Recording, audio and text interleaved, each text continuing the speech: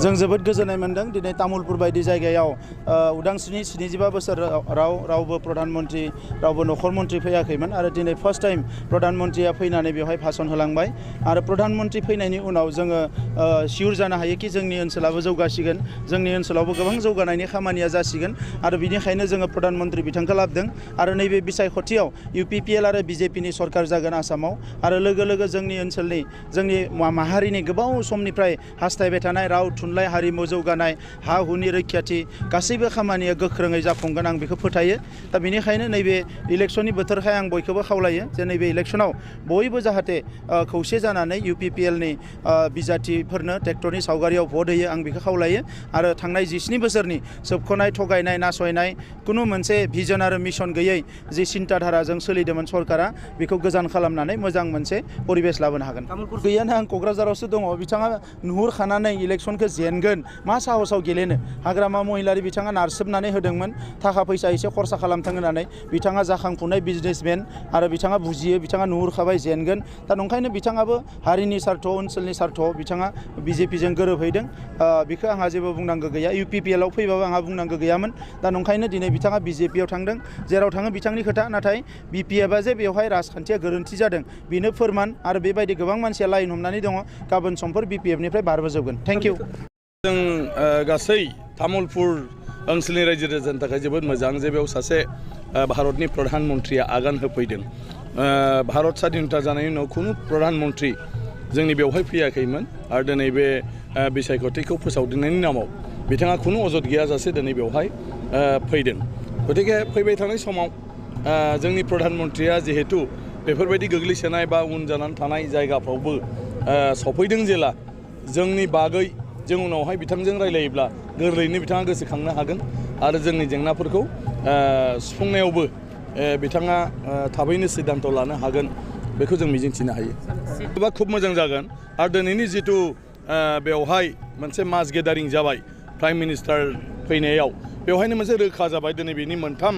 समस्थियाबो UPPLआ देरहासारगोन आरो बे दिनै रोखा जाबाय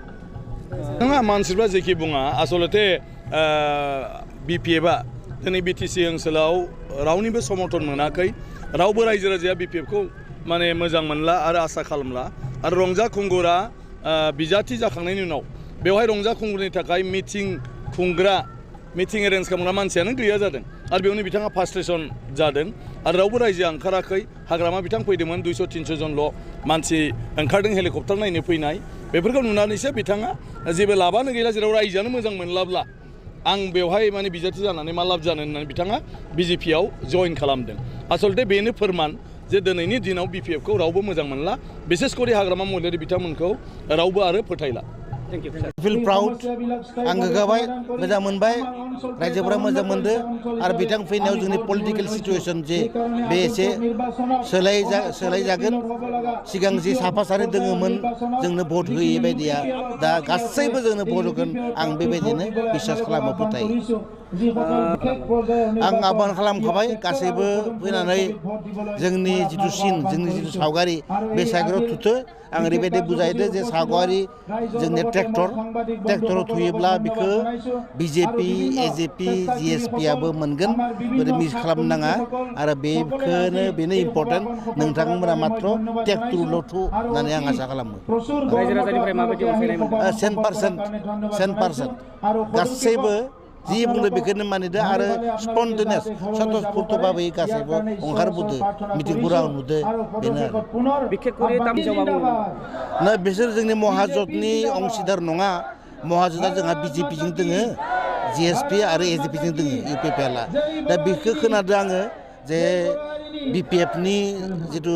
बिजाथि बे बबेबा खारख'ना माना दोङो होनना बुंदों मानसिफोरा आं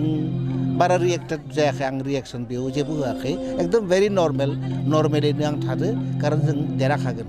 मालायखौ बुंहैनाय बाथ्रा फैया आरो गासैजोंबो लोगोसे जौगानायनि लामायाव UPPL सरकारनि दान मोननैयाव मावफुंनाय मावफारिफोर बाक्सा जिल्लानि तामुलपुराव मेडिकेल कलेज आरो हस्पिटाल गायसननायनि मावबिथांखि लानाय जायो फै जों बयबो खौसेयै बिटिआर हालामाव गोजोन खौसेथि आरो जौगानायनि थाखाय UPPL हानजानो ट्रेक्टरनि सावगारियाव गावबा गावनि बेसेन गोसा भटखौ होनानै देरहासार होबावदिनि